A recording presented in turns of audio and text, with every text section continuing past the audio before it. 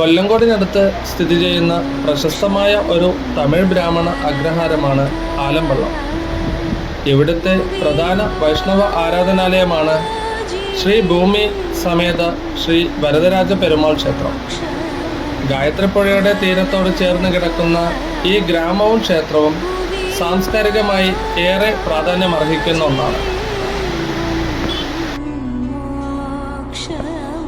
ആദ്യകാലത്ത് ഈ പ്രദേശത്ത് നമ്പൂതിരിമാരുടെ വകയായ ഒരു പുരാതന ക്ഷേത്രമുണ്ടായിരുന്നു.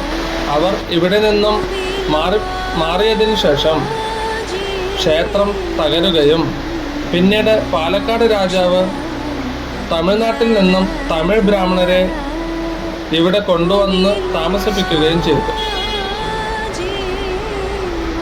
ഗായത്രിപ്പുഴയുടെ തീരത്ത് ഒരു അലക്കുകാരൻ വെള്ളത്തിനായി മണൽ കുഴിച്ചപ്പോൾ അവിചാരിതമായി ശ്രീ വരദരാജ പെരുമാളിൻ്റെ വിഗ്രഹം കണ്ടെത്തുകയുണ്ടായി എന്നതാണ് ഐതിഹ്യം. ഈ വിഗ്രഹം ആദ്യം പഴയ ഗ്രാമത്തിൻ്റെ പടിഞ്ഞാറേ അറ്റത്ത് ഒരു വലിയ പേരാലിൻ്റെ ചുവട്ടിലാണ് പ്രതിഷ്ഠിച്ചിരുന്നത്.